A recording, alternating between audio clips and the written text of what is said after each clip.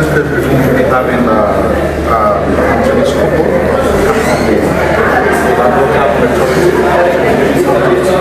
that since we speak about the president, she has to be here.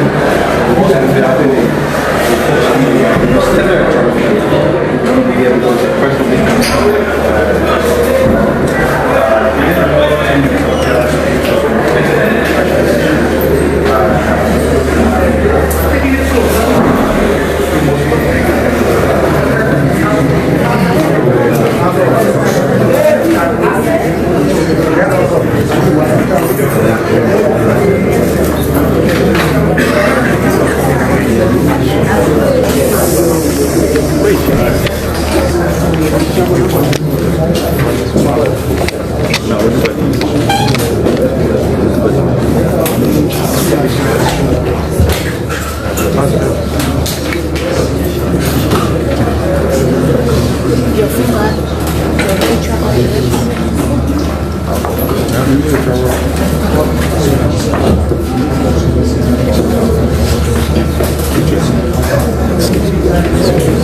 Welcome, ladies and gentlemen of the press. We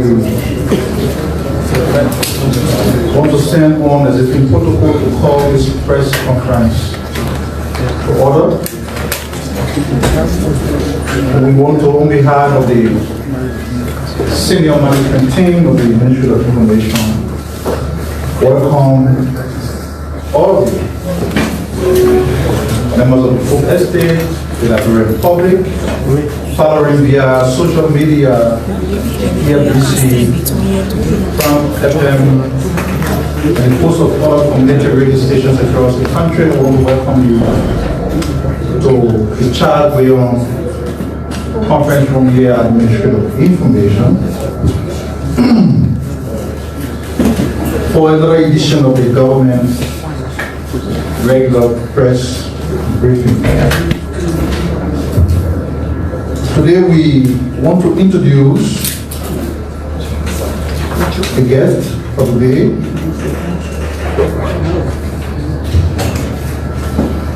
First we have Ambassador Jenny M. Kopo.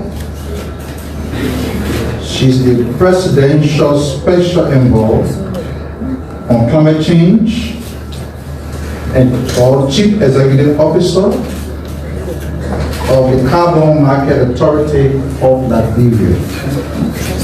Of course, you know, Ambassador Kopo used to be our former Minister of Agriculture. So I want to welcome Madam Kopo and her team to the Ministry of Information. We also have with us Honorable Calvin Emmanuel Myers, the Deputy Director General for Technical Services at the Liberia Standard Authority. Why are they here? Ambassador Kopo will provide updates regarding the Carbon Market Authority. As you know, since the President set up that institution, a lot has been done, but things have been done to elevate that entity has not been brought to the press. So she's here, she's here, and she'll be speaking to you on activities related to the Liberia Carbon Authority, and she will as well provide other updates on the workings of that entity. The Deputy Director for Technical Services of the Liberia Standard Authority, Mr. Myers, will address the press on the official commissioning ceremony of the Liberia Standard Authority Lab, which will be taking place tomorrow by His Excellency, on Thursday, by His Excellency President Joseph Imam Boyka. So that's the rundown on our guest list. But before we take our guests, you know, it is customary that the minister will speak officially on behalf of the government on certain issues. And then after the minister concludes, Ambassador Kobo will mount the podium. She will speak to you. She will be followed by the Honorable Miles from the Liberia Standard Authority. When that is concluded, then we will entertain questions from the members of the folk estates that are here. With that being said, I have the distinguished honor to now invite Minister Jeremy Mafia to the microphone.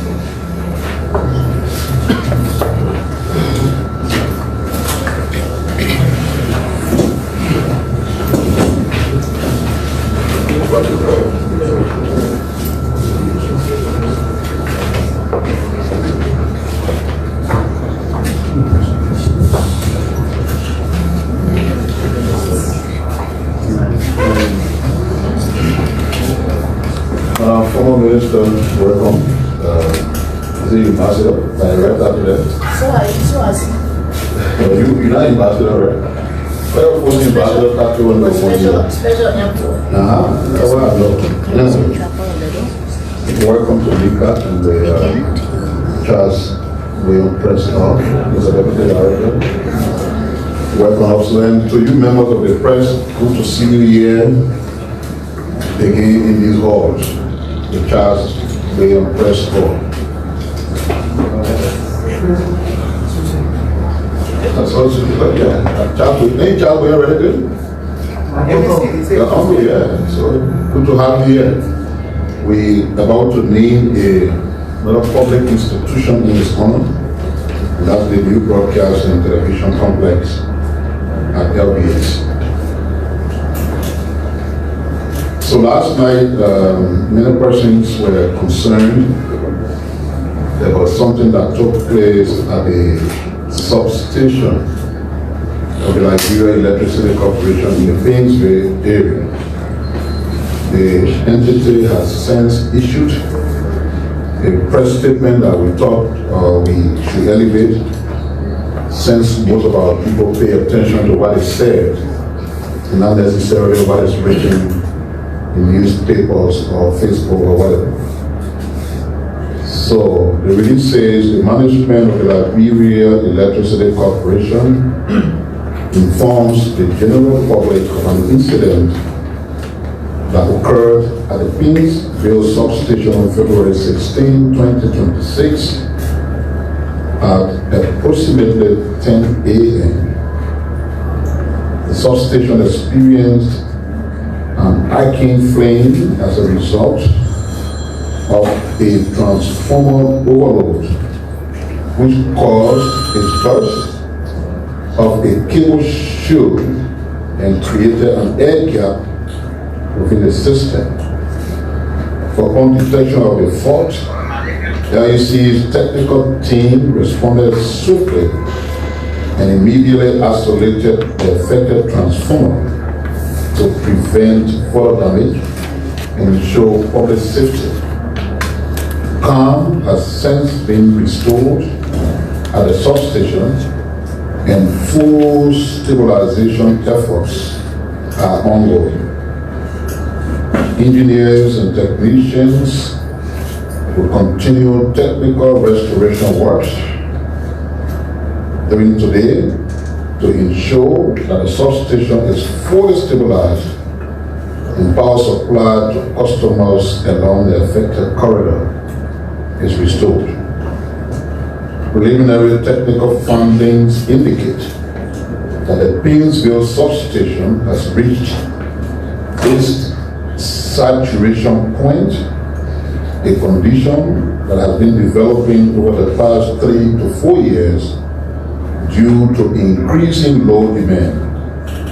The Painesville substation currently supplies power to Shuffling, to Painesville, to Dupo Road, through Soul Clinic, to the Fender Corridor, and some parts of Gardnersville, which has experienced exponential growth in electricity consumption.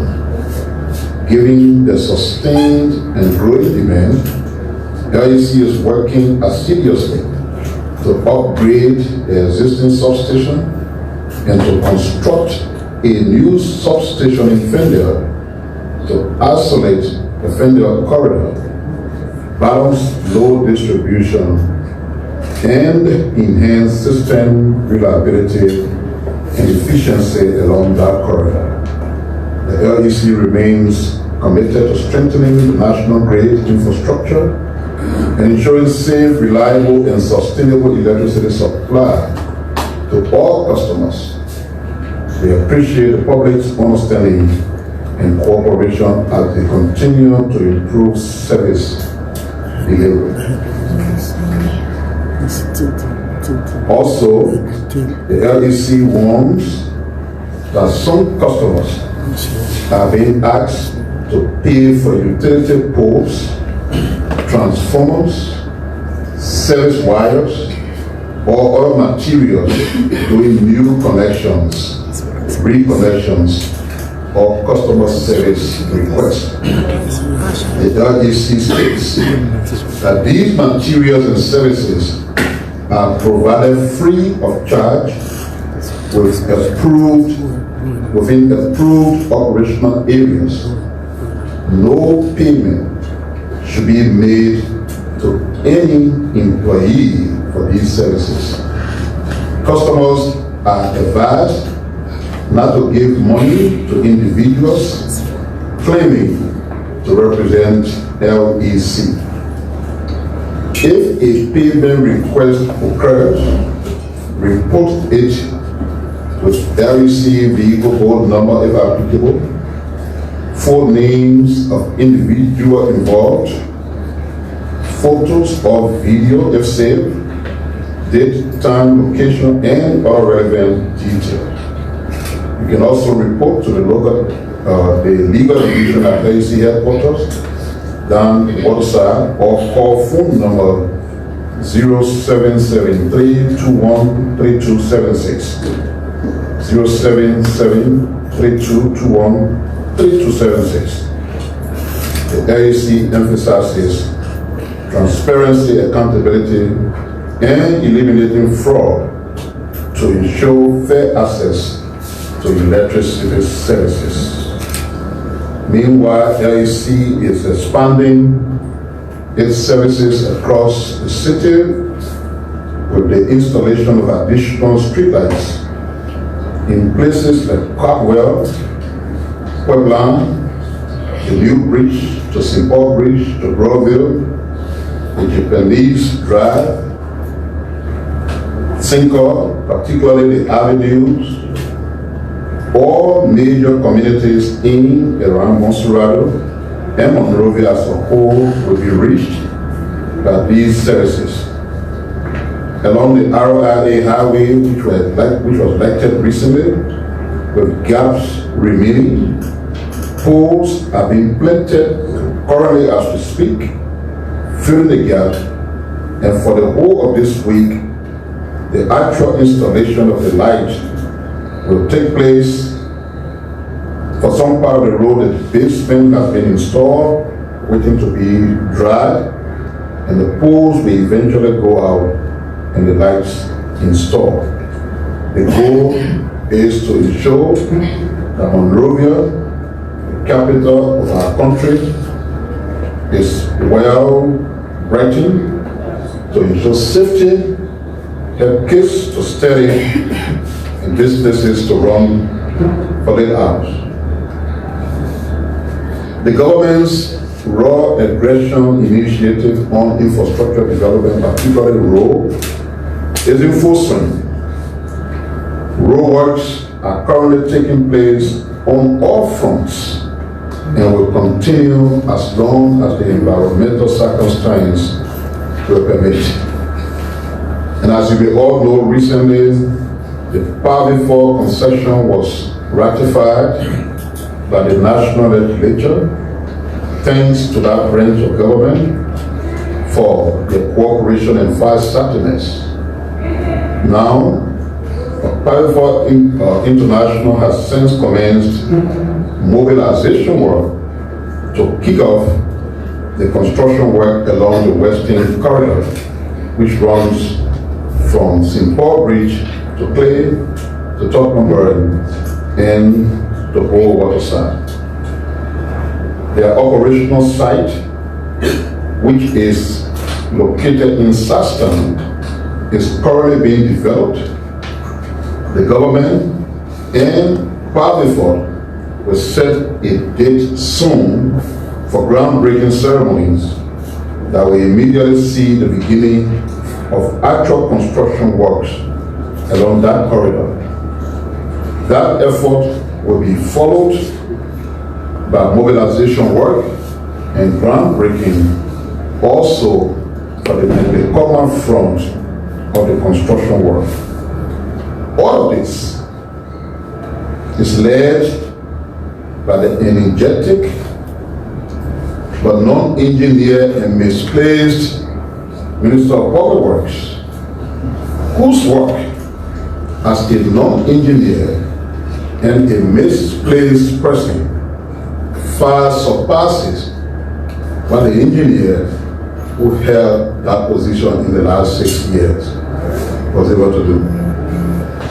During the last 6 years, when the ministry was being led by an engineer, officials of government, including the head of state of the country, had to use articles to travel to the southeast, where his home country is. During that 6 years, when we had an engineer, those of you who live across the bridge, when you see the road now being constructed towards St. Paul Bridge, that road was a terrible, terrible area to use. All around Monrovia, central Monrovia, where almost all the roads were non-existent, they just been fixed. Those were the era of the engineers in charge.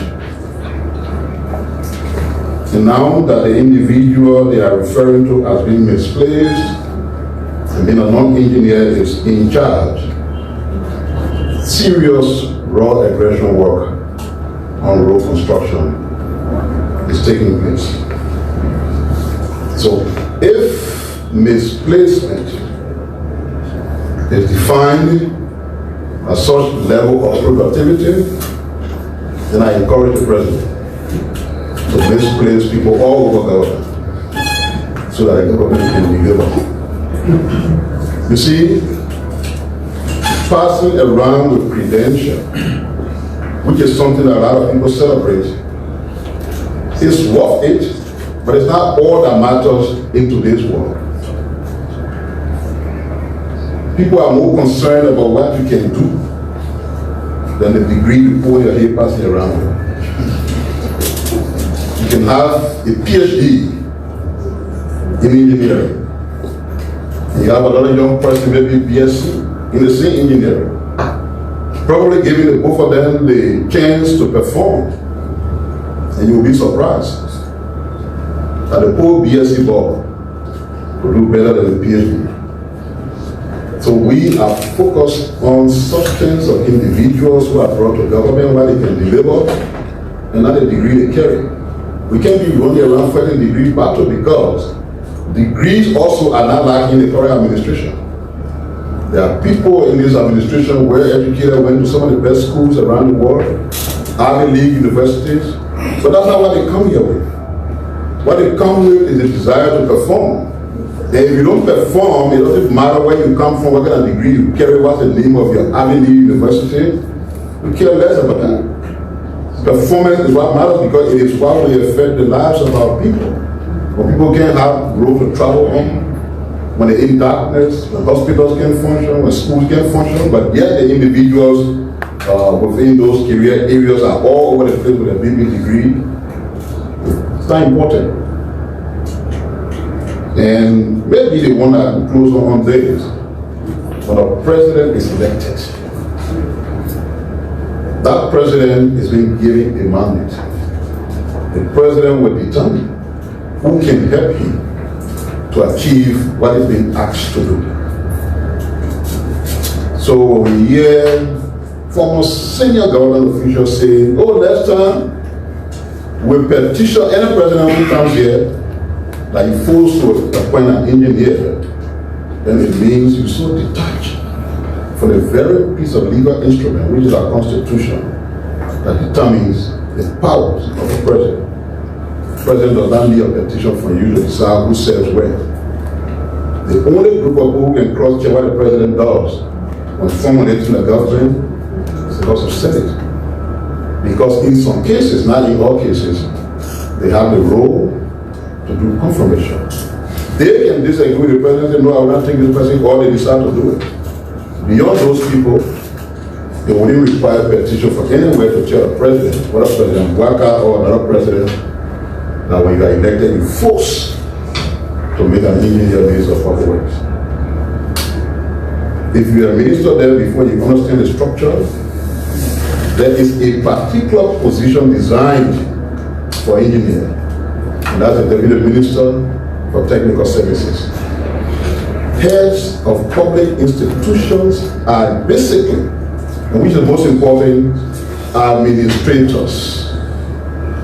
If I know all the things I'm supposed to do about communication, but I'm administratively inept, then I'm not well suited to be the Minister of Information. Because my first responsibility here is to manage people and administer the affairs of this institution, in addition to the fact that I am expected to communicate.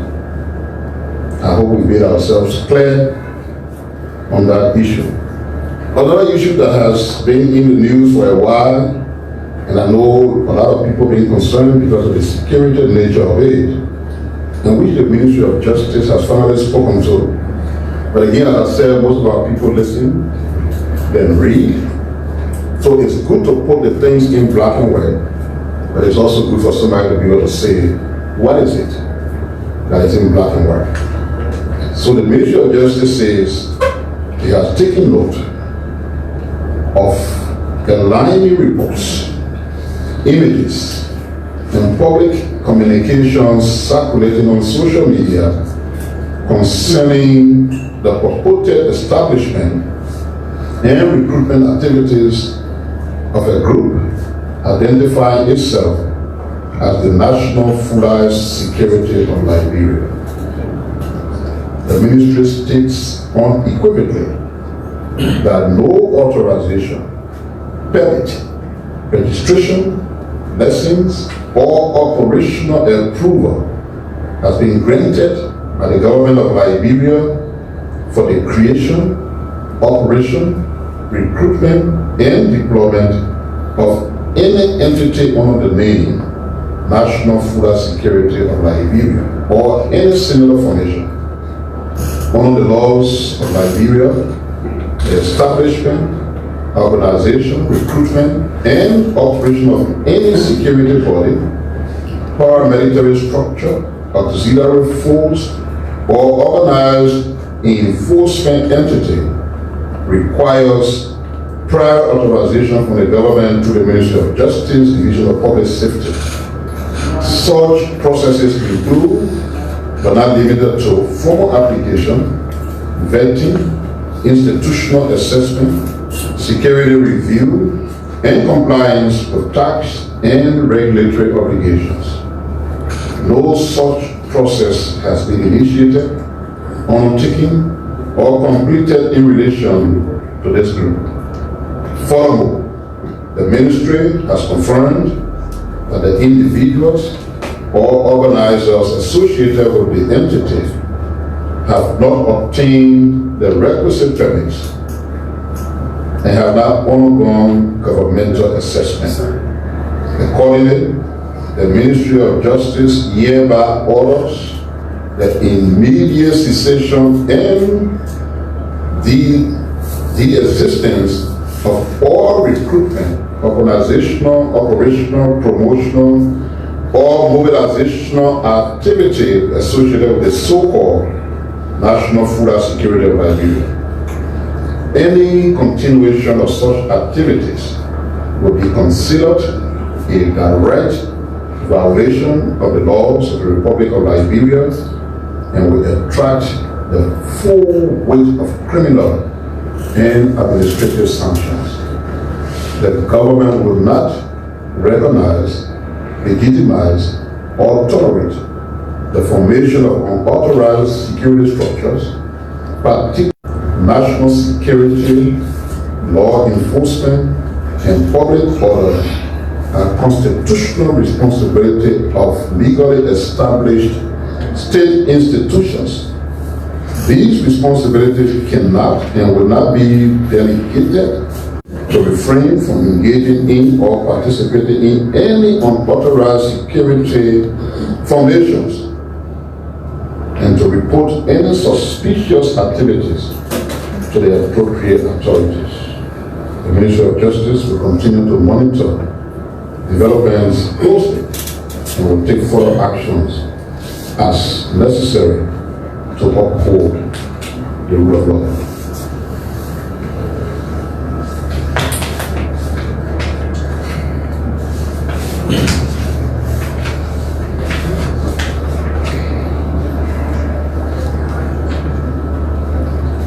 I know there's a lot of impatience when it comes to the fight against corruption.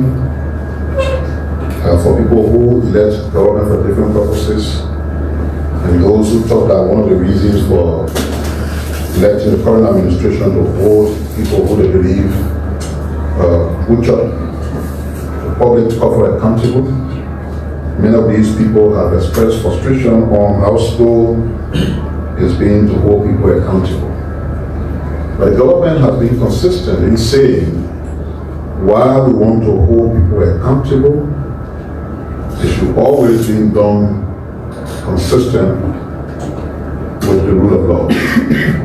There can be no arbitrariness in trying to hold people accountable.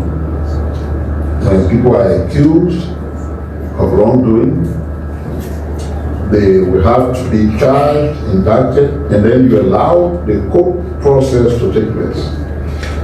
So it is in that line that the court system of recent formed 2 senior government officials named with allegations guilty and have them sentenced for 5 years each.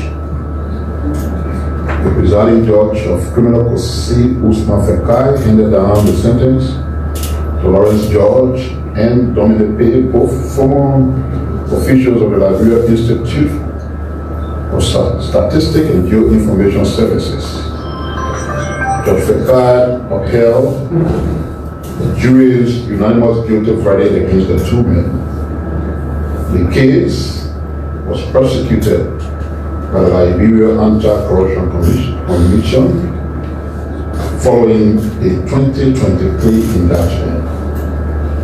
According to the LACC, approximately 1.795 million allotted for census-related activities between 2019 and 2022 will now be fully accounted for. In addition to the prison term, the court ordered Mr. George and Mr. Pay to restitute $97,000 representing outstanding balance of the disputed funds.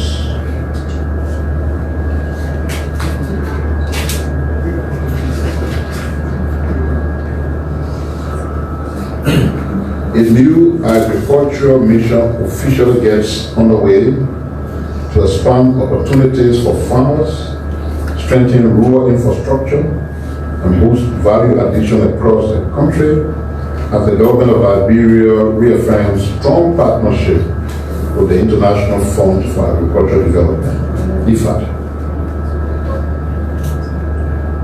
The mission will focus on expanding the tree crop extension project phase 2, TCAD, and conducting the midterm review of the Building Climate Resilient project, with priorities including the establishment of a national coffee seed garden for Liberia's prized Liberica coffee, expansion of feeder road development to improve market access, strengthening cocoa production and scaling up rice production in line with Liberia's food security goals.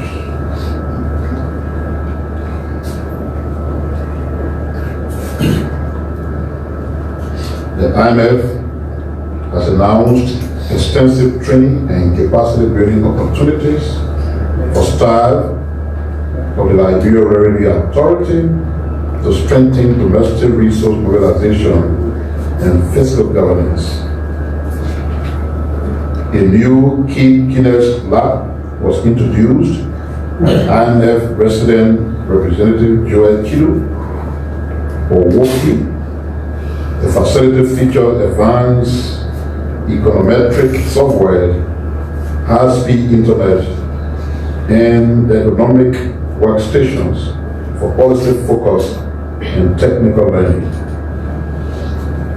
The focus of the training will include macroeconomics, fiscal and monetary policy, public finance management, financial sector policy, climate-related economic risks, inclusive growth, and digital transformation in revenue administration.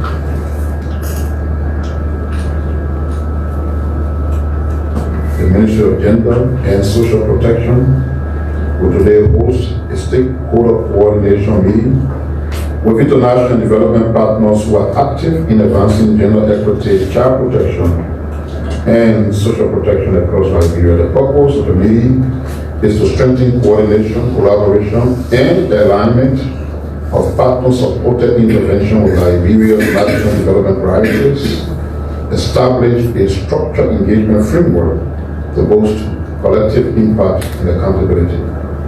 The meeting reinforces the ministry as Liberia's lead government body for gender equity, for child welfare and social protection, emphasizing coherent government partner collaboration to achieve sustainable and inclusive development.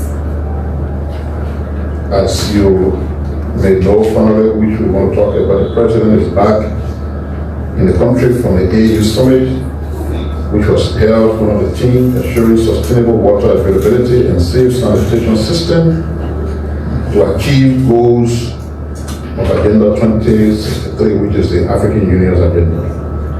Discussion centered on strengthening sustainable development framework, improving public health system, and expanding water and sanitation infrastructure across the continent. While there, the President also called a high-level consolidated meeting on reforms in the UN. He urged African states to advance a unified position towards a more equitable and representative multilateral system, noting that the international body faces mounting pressure for protracted conflict, humanitarian crisis, and declining global confidence in international institutions. The President also took time out to have bilateral with Ethiopia Prime Minister, the President of Ghana, the President of South Africa, the President of Kenya, and other senior AU officials.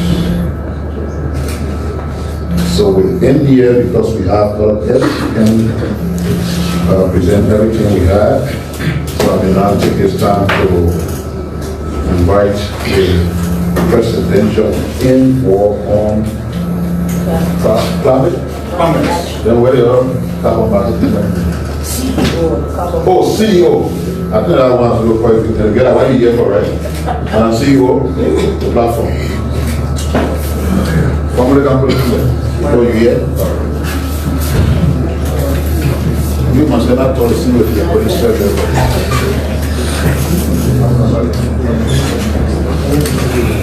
Oh, you want me to do it now? Before you start? Yeah. All right.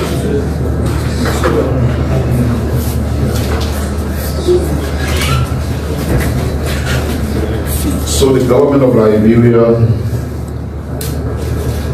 takes notes and is now aware that civil rights activist Reverend Jesse Louis Jackson has died. Born October 8, 1941. And he died February 17 today. He was an American civil rights activist, a politician, an ordained Baptist minister. And Dr. G of Martin Luther King Jr. during the Civil Rights Movement. He became one of the most prominent civil rights leaders of the late 20th and 21st centuries. From 1991 to 1997, he served as a shadow delegate and shadow senator for the District of Columbia. He was the father of U.S. Representative Jonathan Jackson and former U.S. Representative Jesse Jackson Jr. The government expresses condolences to his family and prays that his soul rest in peace. Thank you.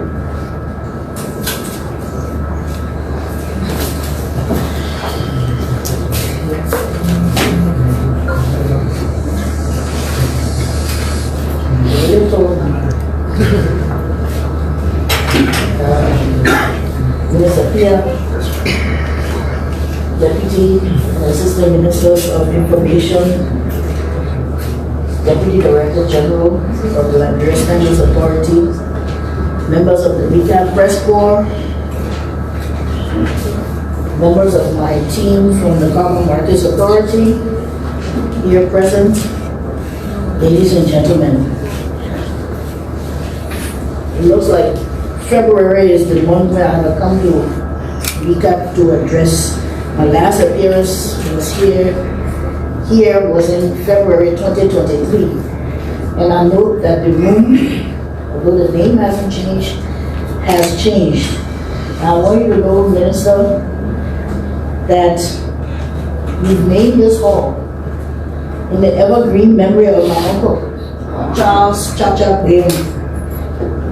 I want to thank you on behalf of the family for refurbishing this press hall and in this building and for the honor that you have done to Uncle Chacha.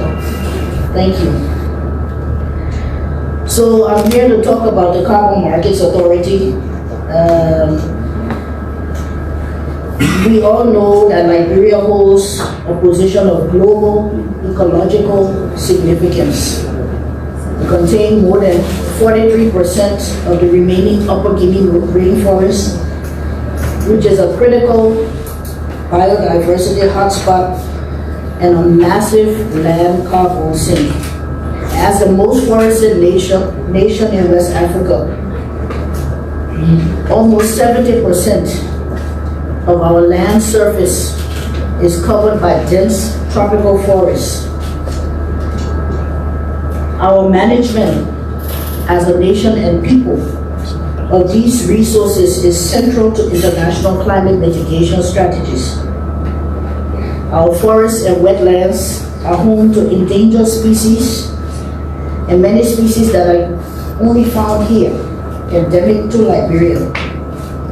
We all know about the pygmy hippopotamus, the western chimpanzee, red colobus monkey, so many migratory birds, sea turtles, crocodiles, all of those find their homes here in Liberia. Carbon markets represent Liberia's next frontier for sustainable growth, and they offer a mechanism for us to monetize the huge forest and natural capital assets, to monetize our work in biodiversity conservation, and to monetize our work in managing our ocean resources. The primary importance of carbon for Liberia lies in the fact that we are a carbon sink. Carbon lies in our forests, our wetlands, our waterways, our biodiversity. But while we know that we have this outstanding natural resource base, there are many aspects, if not most aspects, of carbon trading and carbon project development remain unfamiliar to us here in Liberia, and as such they remain untapped. And because of this, His Excellency President Joseph Numa Boakai established the Carbon Markets Authority under Presidential Executive Order number 155 of October 2025 that will later transition into an act of the legislature to establish the Carbon Markets Authority and Liberia's Sovereign Commonwealth Fund Act of 2026.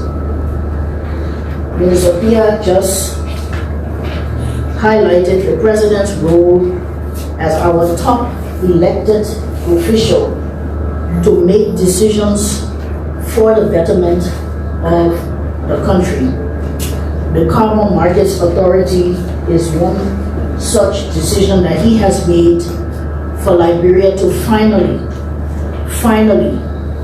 start to benefit from our natural capital and the endowment. Some will say God-given endowment, but it is ours, and we have kept it so far. It's serving a global purpose, and it is time that we also see those benefits. So the CMA, Carbon Markets Authority, is the government of Liberia's landmark step towards advancing Liberia's participation in global financial markets and the carbon trade through a three-pronged strategy. So first, the CMA will serves as the lead national entity for all matters related to carbon market development. Second, the CMA hosts the Blue Economy Secretariat, which represents a transformative approach to the sustainable management and development of Liberia's vast ocean and coastal and water resources. Third, the CMA is designed as a special purpose climate finance vehicle and special revenue fund capable of mobilizing, managing, and leveraging carbon market revenues as bankable assets for the country. It is further structured to become Liberia's first sub-sovereign entity to obtain a credit rating, thereby positioning the country to access international capital markets through climate-aligned financial instruments. All of this, much of this, or even some of this, may be unfamiliar language to us. If you're a fisher, you're in water, you don't notice the water. But we have all these assets, and the President says it's high time that Liberia takes its place in the global financial markets, using our natural capital and the carbon endowment that we have. So our specific roles include overseeing policy formulation, market participation, and compliance with international frameworks such as the Paris Agreement on climate change. It's in planning Liberia's active role in global carbon trade and emission reduction initiatives by leveraging our enriched natural resources, forests and coastlines, and our renewable energy potential to generate sustainable economic growth and strengthen community resilience. So, by establishing the CMA, the President is guiding Liberia to institutionalize sovereign control over these assets, while ensuring that we have transparent registry systems that will prevent double counting, that we will have clear benefit sharing mechanisms with communities and private landowners, that we will have annual independent audits and public disclosure, and that we will align all of these with national debt management laws. We establish a Liberian Sovereign Commonwealth Fund, which will mirror international sovereign wealth fund best practices. It will be our first sovereign wealth fund as a country. And it will mirror international best practices by preserving capital, limiting unsustainable withdrawals, investing for long-term natural benefits, and long-term national benefits, and this is very important for the president and for all of us, protecting the economic interests of Liberia's future generations. So not just for today, but for the long term. So the CMA is not merely an environmental coordination body, it's an innovative way for Liberia to ensure fiscal transparency, intergenerational equity, and sovereign control over our natural assets to advance our work in preserving our ecosystems. So how does the CMA operate? The minister joking me about the ambassador business. The CMA is a public corporation framework. It currently operates under the office of the president at the executive mansion with a steering committee that's there, that's overseeing our activities.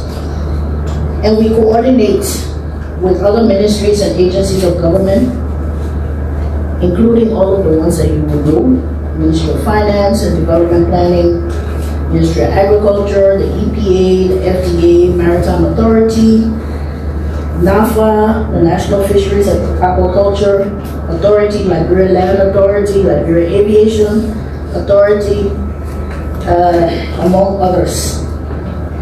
And we are leading and coordinating a whole of government approach to monetizing Liberia's natural capital assets.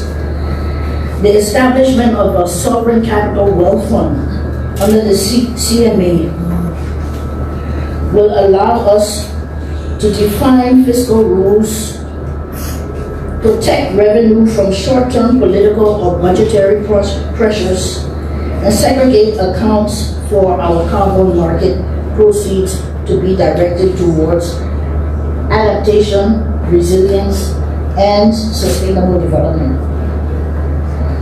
This ring fencing of the sovereign carbon wealth fund is essential if we want to transform carbon flows into predictable, financeable revenue streams suitable for capital market instruments such as blue, green bonds, and other sovereign wealth funds.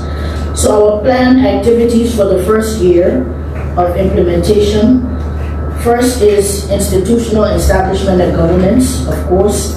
Second is to work on the legal and regulatory framework development, because much of this is new to us, but also much of this transcends multiple ministries, agencies, and entities. And so we have to package it all together. Thirdly, we need to develop systems for measurement, reporting, and verification, what we call MRV. And we want to deploy a national carbon registry that will have a dashboard with live, real-time updates. We need to assess our national carbon sinks. We know we have it, but we need to assess it to international standards so that it is documented. This is what we have from this place to this place. This is what we have. And this is how much carbon we are storing for the global good. We're developing a carbon projects pipeline. We're doing stakeholder engagement, and we will do more on capacity building. We're establishing international partnerships to help us get ahead, because this is a new frontier for Liberia, for much of Africa, and even for some parts of the world. The rules change, they're being set, modified, reset, and we want to be part of that decision making and setting of the rules, because we have the assets. And if the rules are made elsewhere about the assets that we hold, we will be or could be the losers. And we ultimately, this year, would like to set up a carbon market exchange, which would be the first environmental exchange, national environmental exchange in West Africa. Lagos State in Nigeria has one, recently established about 2 or 3 months ago, but there is no national carbon markets exchange. We want to be the first. So our work heretofore since October has focused on setting up the CMA, our basic management structure. We're very small because we were mandated towards the end of the year, almost at the end of the budget year, not almost, but just about there. The resources to do this are still being gathered. We've had multiple stakeholder consultations and engagement. We consulted with retired public servants in the diplomatic and fiscal management space to get their opinions on the direction that we should take with this new asset. We've consulted with members of the diplomatic community, notably the EU, with Sweden and France, with the offices, of course, of the President and the Vice President, as well as with government agencies, international NGOs, with civil society organizations, National Rubber Brokers and Farmers Union of Liberia, with international organizations like the African Union's International Bureau for Animal Resources, and other blue economy stakeholders. We will continue our consultation and engagement process and further ensure coordination among key relevant government of Liberia actors under a non-element approach. Legal and regulatory framework development. We've developed a draft legislation for the establishment of the CMA, and we are leading the reactivation of the Carbon Technical Committee that operates under the National Climate Change Steering Committee, and that will henceforth oversee the finalization of the draft carbon markets legislation that was worked on extensively last year. We want to make sure that other sectors of the economy are included, including the private sector, our pension funds, our banking sector, our insurance funds, who are the investors in carbon markets and carbon projects, Chamber of Commerce, LIBA, Liberia Business Association, and so forth. On resource mobilization, we formally engaged the international firm, Guardian Knot Strategies, to raise money from international, bilateral, and philanthropic organizations, from development finance, private sector, and climate-aligned funding sources.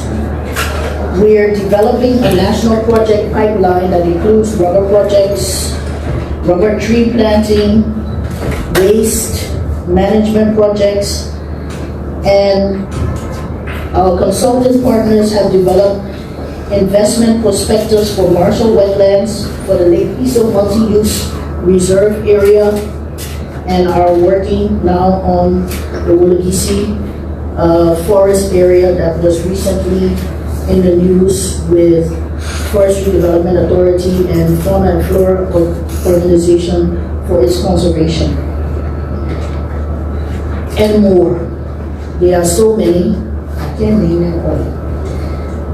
Technical advisory services. We've developed and signed contracts for strategic and technical services with several national and international partners, while discussions are ongoing with others. So Guardian Knot Strategies are mentioned to support institutional strengthening, systems design, financial frameworks, and the governance model development, with next year for the development and implementation of our first methane plus mitigation policy, and for renewable energy certificates, and for establishing the Liberia Climate Catalytic Fund, with Lake Piso Solutions to support website development and for strategic advisory on national MRV systems, Pad 9 consultants for the carbonization of key national assets, Prime Vantage for establishing digital platforms and managing our digital assets, also serving as technical advisors. The Nature Compact, to collaborate on a project to restore and manage the Sesta-Semquin coastal wetlands in Riverside County. We're in discussion with several others, and we look forward to a robust year that will see Liberia entering the global stage for carbon and financial market transactions. Thank you very much.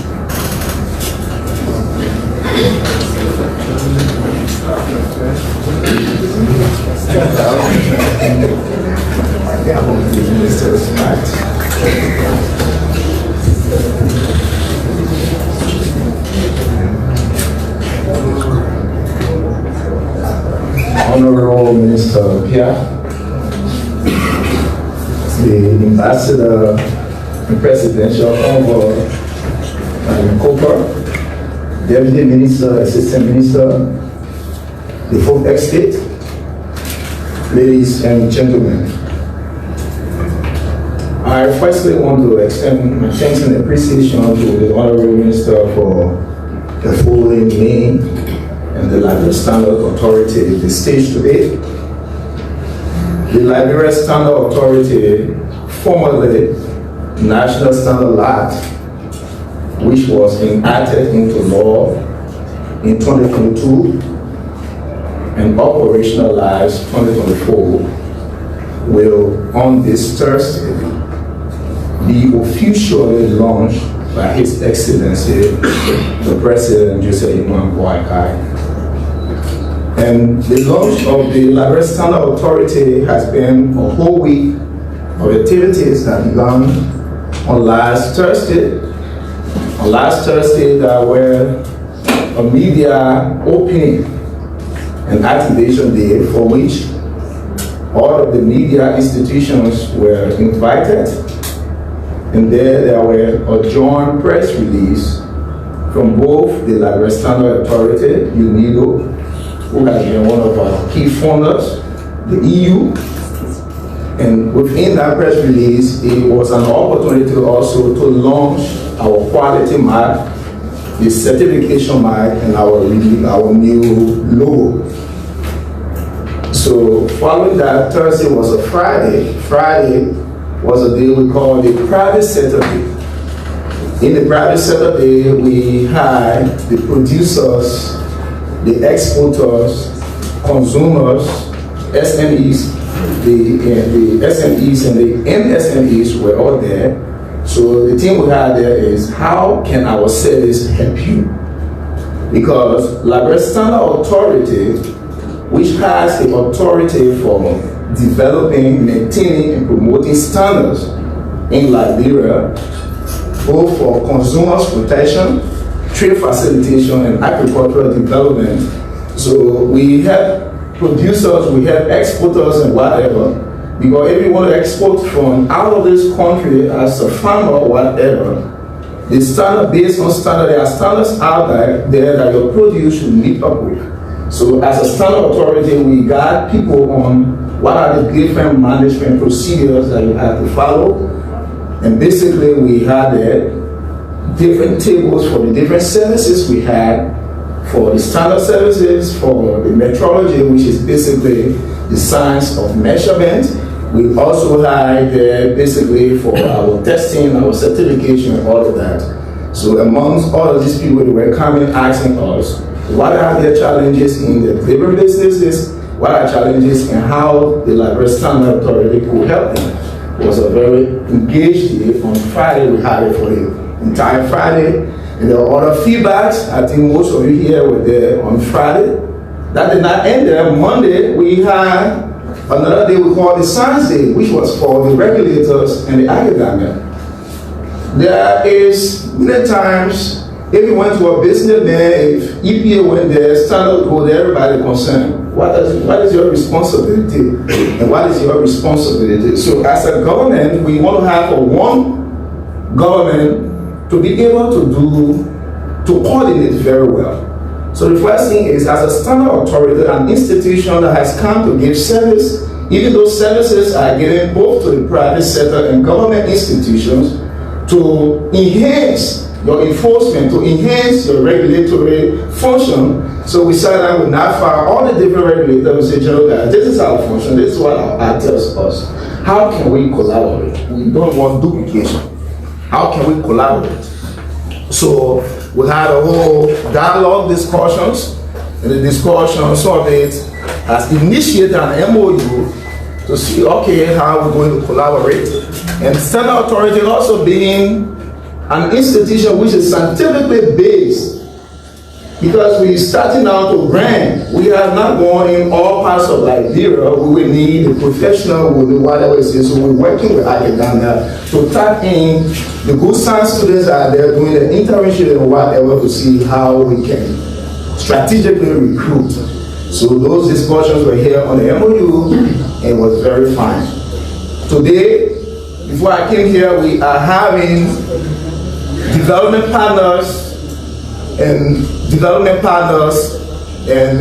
donors all at the standard laboratory. So this day is for donors and development partners.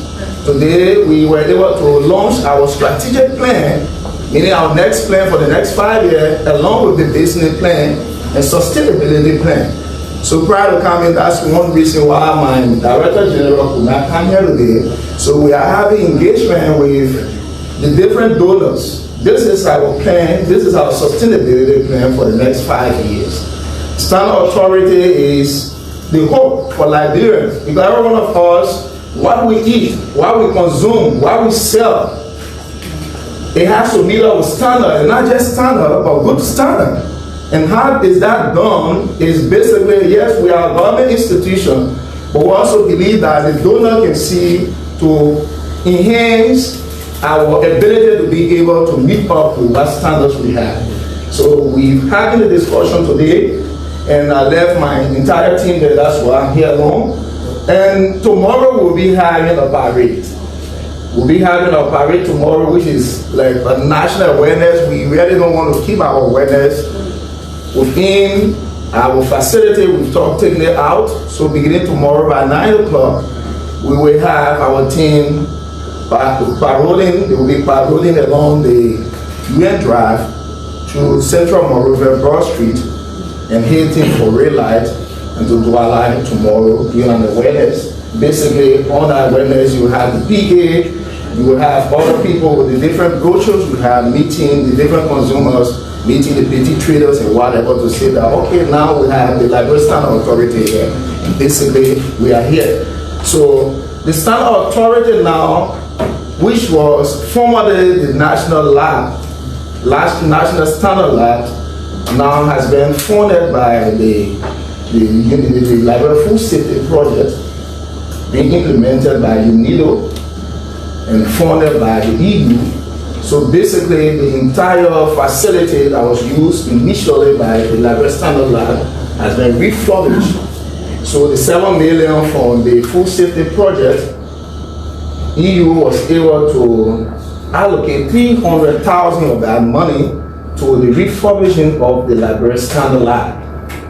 So that refurbishing of the Liberia Standard Lab did not only include that, there is a full electricity basically from the KVA generator cutting, and not only that, they have had a full installation of solar dish electricity inland also with the LEC we have.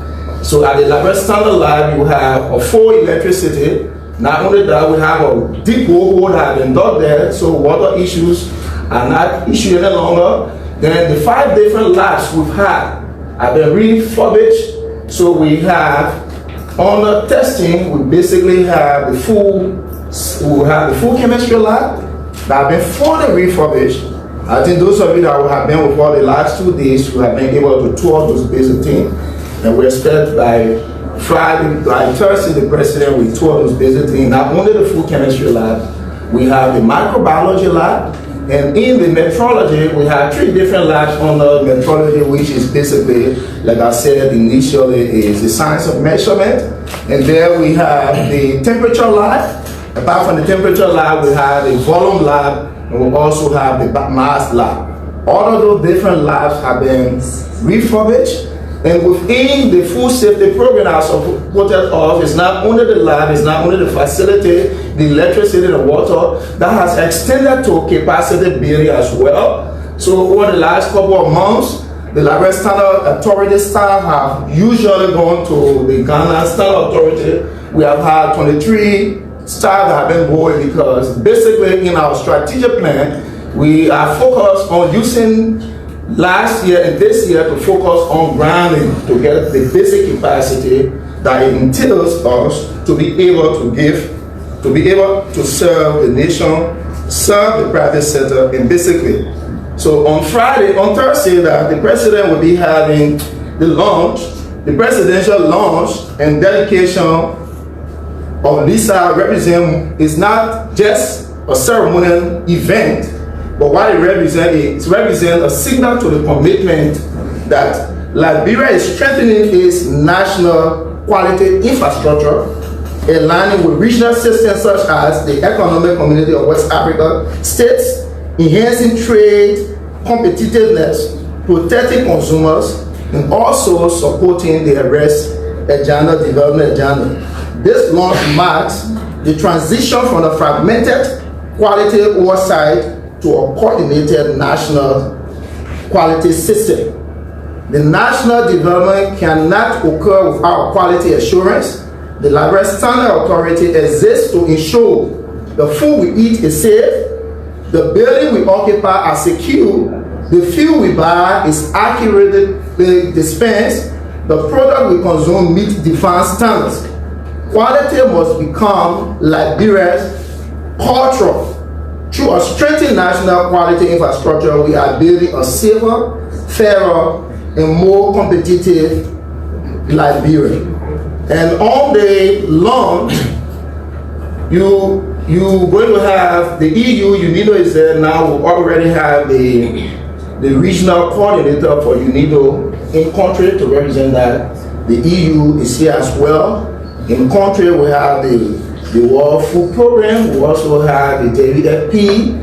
And apart from that, from the government and the board chairman, who is also the council chairman of the Liberia Standard Authority, Honorable Dagosa, including the Minister of Information, Minister of Finance, and all dignitaries of government will be there on Friday for the president to officially launch now the Liberia Standard Authority, introducing the Standard Authority to Liberia as a whole. Thank you so much.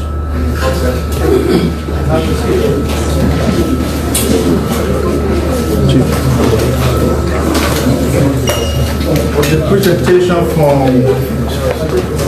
the Deputy Director General of the Liberia Standard Authority, we will now provide members of the press an opportunity to interact with our distinguished speakers. So we'll take a couple of questions. Given how long the line is, will determine where to stop. Because time is of essence here. So please state your name, your emphasis, and your question. Thank you, Minister. My name is Mano Mopulu and I put for inside Liberia. So my question firstly goes to the Carbon Marketing Authority. So your plans for the institution are all good, and we hope that you will succeed. But I think the original intent for the establishment of that institution by the president is a fund generation. But you mentioned out of the plan, since you took over, you didn't mention what the government has achieved in terms of finance. Are you here to tell the public about that? Lastly, to the Standard Authority, thank you so much. But Liberians are still thinking about the issue of the frozen food, and you have lab. I don't know if you want to talk about it, whether you are already giving those people who selling frozen food that their products are okay, they can sell to the Liberian people. Thank you. Good afternoon, my name is Nabisa, report for Star TV. My question goes to the CNA. I was how prepared and equipped are the CFA in order to organize national climate change in Liberia? Do you get a question? Got a question? Thank you for the time. My name is Alison Smoke and I report for Today Liberia Television. My question goes directly to the Liberia Standard Authority. I just want to know, how will Liberia Standard Authority address challenges in ensuring compliance with national standards, particularly in the context of imported goods, and what measures are put in place to protect consumers? Thank you. Okay, my name is Atopi Musia, and thanks for giving me the opportunity. I report for the Homeland Online TV. My question goes to the Minister. Minister, thanks for the presentation. You were so more clear to clarify things. My question has to do with the level of repairs on street lights and on the Japanese freeway. I must say thanks to the government for carrying on that initiative, but there are other lights that are yet to come on. And my question here, what is the problem and what is it?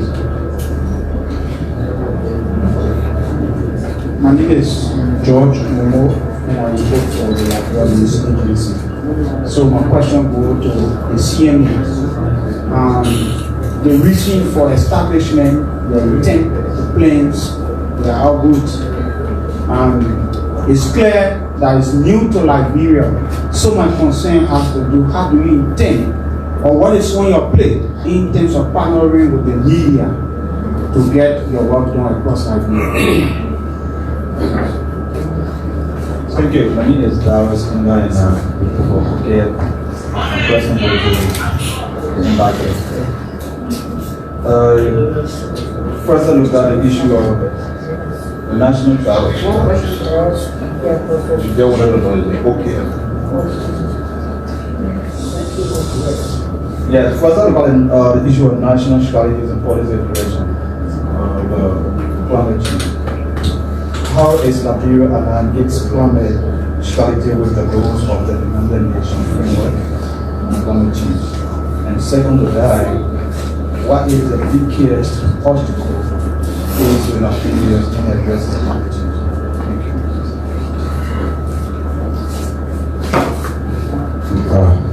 My name is Joseph Sadi and I report for Lantana TV. The Standard Authority. Thank you so much. I was part of the team of journalists who went to tour the entire facility. But I have a few questions here. I want to know, with the strength of your workforce, would there be people, or would there be rotation in testing some of these goods, or do you have people coming from outside the country helping you to assist you in this function? And due to that, would there be fees that will be attached to maybe somebody coming from outside and they want to maybe give a test on their product? And to Madam Cooper, what all you are saying here, are there plans in getting jingles? Because my grandma who is old over county, they don't understand your language, your jargons that you are saying here. So my name is James Anibala and I report for Village Africa in Mandibu County. My first question will go to Lisa Boss. Chief, what specific initiative is Lisa implementing to support local industries and promote made in Liberia products? And how will these efforts impact the country economic and the protections of economic stability, and especially the alcohol beverages produced in Liberia, allegedly that is damaging the labor of the consumers in Liberia? The next questions go to the CMA boss. How will CMA ensure the carbon market products prioritize the needs and rights of local communities, and what mechanisms are put in place for community engagement and grievance redress to our local communities. And finally, to our Minister, Mr. Pia, Chief, I want to have a little bit clarity in regard to those who be convicted of the corruption charges and others will be sent that time. He said that they are going to spend the 5 years in prison, followed by the restitutions of the funding, so we won't have clarity to that. Thank you. Thank you. Good afternoon. My name is Desmond and I report for Democracy Watch newspaper. My first concern goes to CAM. Thanks, Honorable CEO, for your presentation. Assuming over a meeting that CAM is financially challenged, what is that extra challenges that are associated with CAM, and how does CAM, I'm talking about the carbon market. Oh, CMA. CMA, I'm sorry. Yeah, you know. Okay, I saw your question. I thought you were. So, yeah, I'm trying to get it annually for that. I was trying to get it annually for that. So, it's CMA. Yes, CMA. Thank you.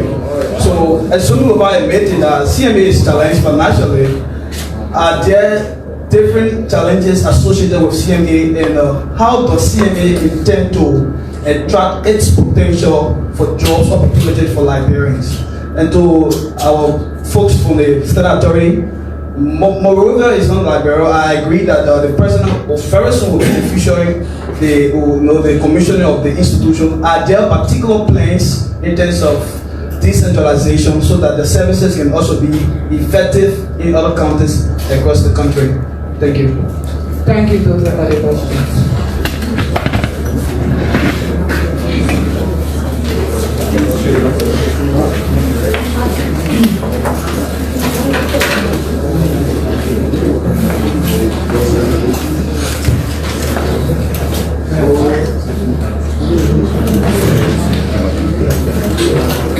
Thank you very much for the questions.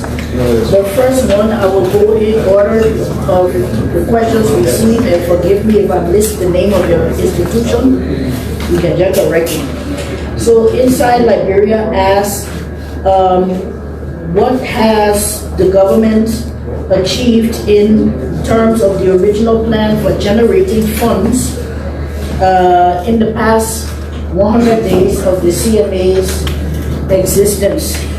I think I highlighted that the first year we were focusing first and foremost on institutional setup, and so the generation of funds comes towards the end of that when you have a national carbon registry in place, when you have a carbon market exchange in place, and you can start to register projects.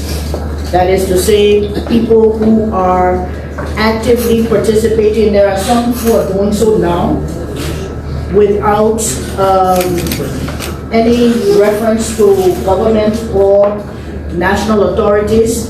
There are participants, people who are participating in global carbon markets, benefiting from the carbon that we are storing here in Liberia, but we don't have a platform for them to register it, for it to report any revenues. So our first order of business is to establish those platforms. We have planned strategy to have that installed by the second quarter of this year, at least temporary platform where we can then learn the lessons that we need to learn on how this should be ultimately established and legislated. From Star TV, you asked how prepared is the CMA to organize the National Climate Exchange and the Climate Market Exchange. Well, first thing is to recognize that this is an instrument that we in Liberia want.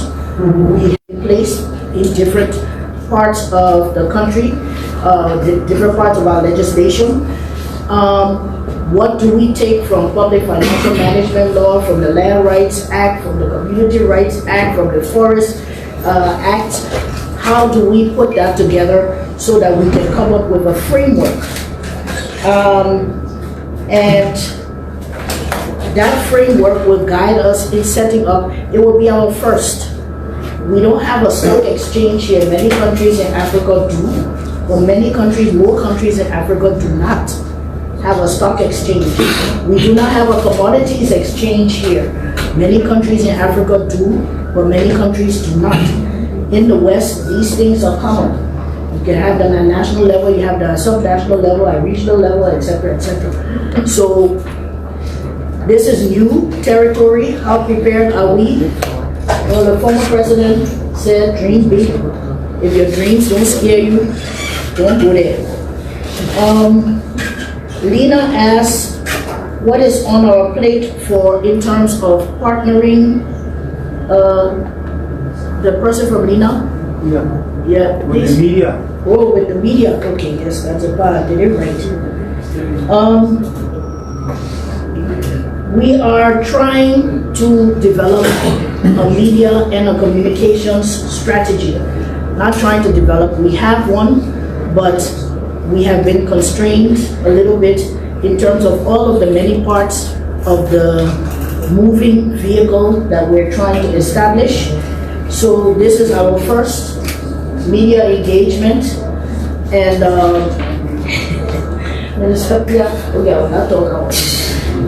is our first media engagement. We plan to have many more and to much more robustly engage not only with the local media but also the international media, because what we're setting up is not something that's only around us, but it also involves how we engage internationally.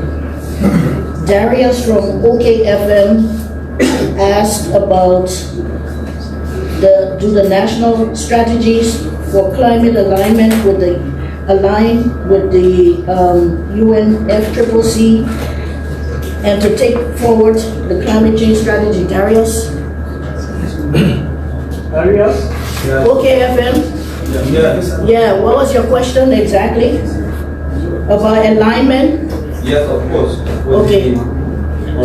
Liberia is a signatory to the Paris Agreement of 2015, and we have always aligned with the UNFCCC in terms of our climate strategies. What we have not done is engage robustly with Article 6 of the Paris Agreement, which provides for entry into compliance markets, voluntary carbon markets, and non-market mechanisms. We have not really done much of that. A little bit. We have the Red Plus project, and we have other projects usually run by the FDA, the EPA. The minister mentioned one from the Ministry of Agriculture that was designed and started when I was minister, the BCRP, Building Climate Resilience Project, with the Adaptation Fund. That's a grant from the Adaptation Fund. So we've engaged with grants, we've engaged with development partners, but we have not come out with our own engagement as a nation with the international markets that are provided for under Article 6. Happy to speak with you later on the details. Joseph wants for his grandma to understand climate change. Joseph? Yeah, which entity? Lata TV. Lata? Yeah. Lata TV. That's what happened. Go for Zolo. Sorry? I said I'm from Lofa County Zolo. So Zolo. Okay, all right, good. So, can you help us to? Yeah, but you're not be on a pro polo screen. No. I'm not asking for that. If you understand climate change, you are better than 99.9% of us here in Liberia. Even when I hear talking, a lot of the things that I have to say are technical and everything myself learning. So to understand climate change is simple, but we will get the jingles going and put it on the different radios in the different languages. But that's for climate change. When it comes to carbon, that's even more technical and more, because carbon, you can't see it, you can't touch it, you can't feel it. And it's not the carbon that we are working with, it's the carbon credits, which is a value that's put on the carbon, and they measure it by tons, etc., etc. We don't even have those systems in place. So to go and explain carbon to your grandmother in Lofa County, you will have to help us. So we understand that nothing is free, and even if it were free, it would be expensive. So there was a question on how will CMA ensure that carbon projects prioritize the needs of local communities. CMA is not here to revisit work that has already been done by the government. It's to enhance, it's to bring it all together. So a lot of work has been done with local communities, is ongoing with local communities, including from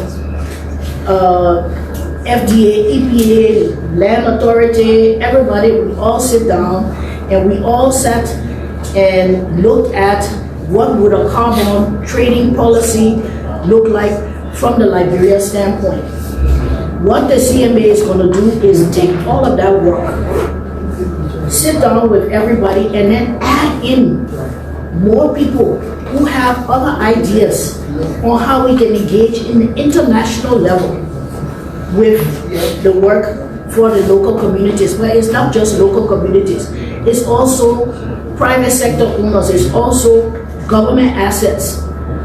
How do we package it best so that everybody can benefit? And we have the frameworks, we've discussed these things at length. Many stakeholder engagements have happened over the years. Last year there were a lot, there were county engagements, there were national level engagements. What we're saying is that we want to extend that to other parts of the community, the private sector in particular, the banking sector, because you're talking about markets, you're talking about finance, you're talking about the people who will invest. The biggest investors in carbon trading are pension funds in Europe and the US, in the West. We have a pension fund here which is NASCO.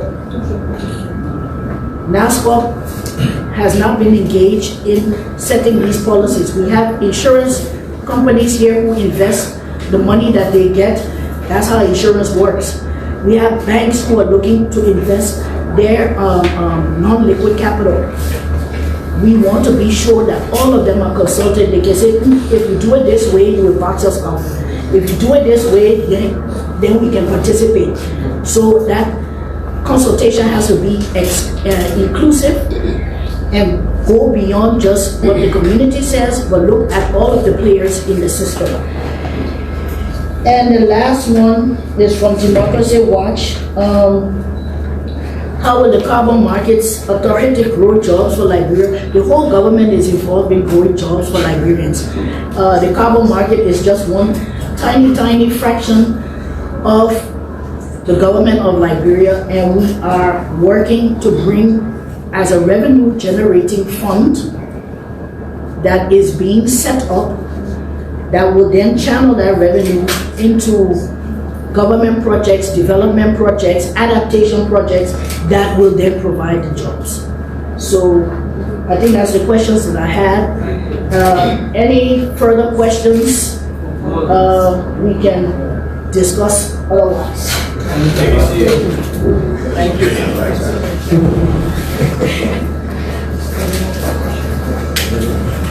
Okay, thank you. The first question here is around frozen food. Sorry, I didn't know who did that question. But please allow me to answer the second question and I will cover the first one. So the second question from OKFN talks about compliance with national standards especially imported goods, what mechanism is being put in place by the Liberia Standard Authority? So the first thing I want you to know is the Liberia Standard Authority is the institution that makes sure that the things we buy, we sell, we deal with, we eat, drink, and export are safe and correct, of good quality. We are here to protect Liberians from all byproducts. We help businesses to improve the quality, and we make sure measurements are very fair. And we go to the pump, and you see buying 1 gallon of gasoline, it is a 1 gallon of gasoline. Because we want fairness in trade. But the first thing we have to know that standard is a rule that says how good, how safe something must be. So that one has to be set up first. Our compliance to national standards. The first thing we've done right after here is already at the desk of the Council of Lisa, the Commerce Minister, with the entire process of developing a standard from the ISO perspective, which is the International Standard Organization. We're not going to run you through that when you can't do that. We've already established 126 Liberian standards. 216. So in order for those standards to be standard, they are in food, agricultural products, they are also in electrical products, and basically. But in order for those standards to be standards, it has to be gazetted. And to be gazetted is the board or the council that has to have that approved. So when those standards are set, it is in our responsibility that this is, because right now what's happening is, yes, we're saying that the standard authority is a scientific institution. We don't want to be anybody to say we got soft standard product in the market. No. We set standard based on what international in the context of what Liberia is, where we have all the experts on that. The initial one that has been established, like I said, is 260 standards. And those standards will be gazetted right after the launch. The board chair person has confirmed that to us. So we will make sure that the Liberian standards live like that. Part of, like I said, part of our activities this week has been the different setup. Like Friday, Monday, when we had the engagement with regulators. The regulator, like our mother institution, Ministry of Commerce. Ministry of Commerce gives IPD. Things that are imported in this country. So if things are imported in the country, we have the Standard Authority, which is a semi-autonomous institution under the Ministry of Commerce. The reference to RPD being given should be based on standard, on quality. So these are discussions we're having so that if anything that comes in country is based on that, we've already finished setting a national standards within our responsibility to do that as a standard authority. So all of that is in place. Like we said, it was a national standard lab, but now it's an authority with a standard responsibility. The second question came from, that was the first, and second, the third question came from Joseph. He said the strength of standard, the Liberia Standard Authority, how will you rotate your staff to meet up with the huge demand and whether what we're doing has fees? Of course, all of the services and standards authority gives our requirements. We've been working with the donors, we've been working with different institutions, and our fee are not restrained for the SMEs, the MSME. Because if you see that, these are people we want to support at a huge extent to see that what you produce would meet up with our own consumptions, and for the after the free African trade process, for it to be able to be exported out. So with our fees on that, our fees are very much flexible with SMEs and other people. In terms of our strength, standard authority level, we've said initially, and even in our strategic plan that has been launched today, we are using this year, this year, strategic plan runs from 2005 to 2029. So we are grounding first. When we grounding is basically getting all the capacity of the lab to be able to function to our core within the art, which we're doing it initially during the press conference. I told you we have had like 23 of our staff been going Ghana for training coming over the last couple of months, or the last 3 months of that. Yeah. So our services now, we got people that are offering the service because we really don't want to take, we got a huge tax. We don't want to go all over. We want to take space by space within the confines of what our capacity, what our capacity can get up now. So strategically is still having a strategic plan basically on that. Local industry support. Someone asked on the local industry, what is Lisa supporting alcohol? Hello? Did I get it right? Sorry, I didn't put that question right. Local industry support from Lisa. Then they capture alcohol into that. Yeah. Can I get that question again? The question is, what specific initiative is Lisa implementing to support local industries and promote made in Liberia products? How will these efforts impact the country's economic and the protections of consumers' safety, especially the alcohol in this country that is allegedly damaging labor? Thank you so much.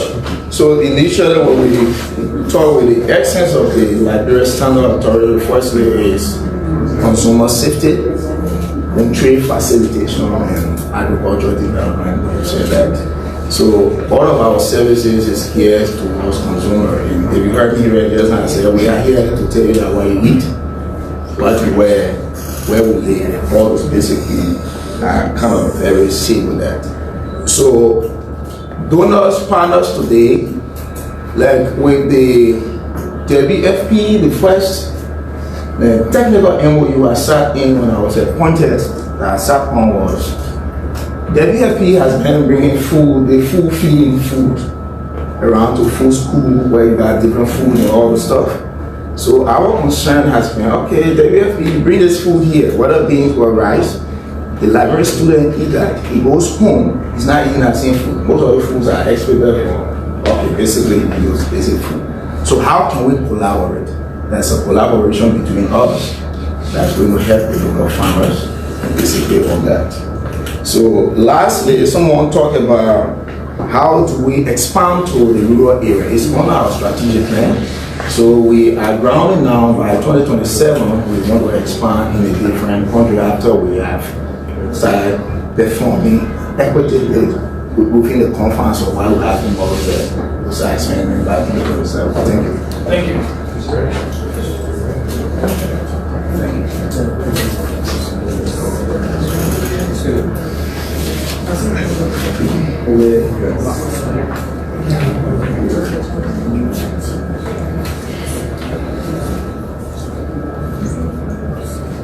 Every corridor, the street lights are being implemented in. Those lights are meant to cover the entire corridor. So if you are making observation, and that is for the person who asked that question about the freeway, if you still see some gaps, I just know that the gaps will be filled, because the goal is to have all of the corridors properly lighted. The court ruling was clear. You go to jail, you pay some money. Whether you pay the money before you go to jail or you pay the money after you come from jail and go out. Well, in the end, we'll do both. Maybe we can go ask the judge which one comes first. Jail first, or the money first, and the jail first. But the ruling didn't explain that. They just established the fact that you have to do that restitution in addition to the sentencing. Let me just add, since we still got small time before we close, the Central Bank of Liberia and the Bank of Ghana signed a memorandum of understanding to deepen collaboration across the West African region. The It aims to strengthen institutional collaboration and technical capacity, to enhance financial sector resilience, to facilitate information sharing and capacity development. The relationship framed as strategic and timely amid increasing complexities in global and regional financial systems. Key provisions of that MOU: 3-year agreement with 2-year non-binding extension option.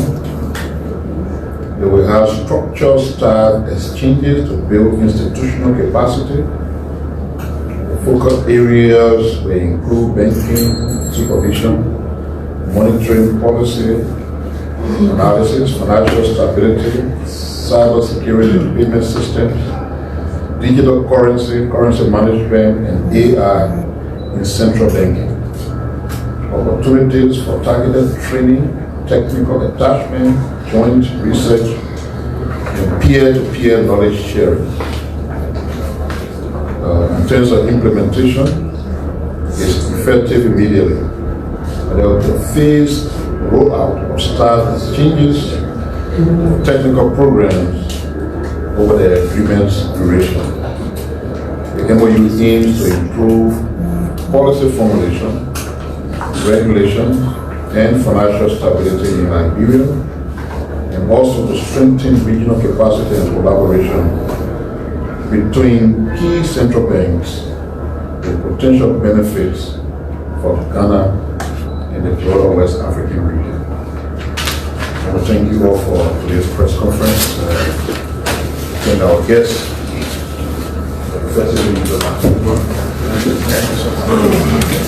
Just before you shut down your cameras, I want to announce that we be convening meeting with PR officers from across the government tomorrow here at the Ministry of Information.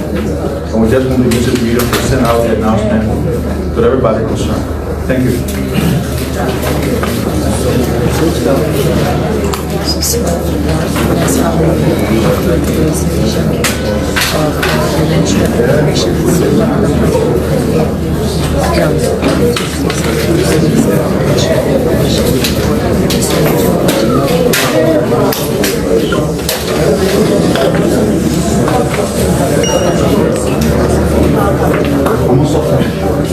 So we check from 1 to 5. 1, oh God, please. 2, 3.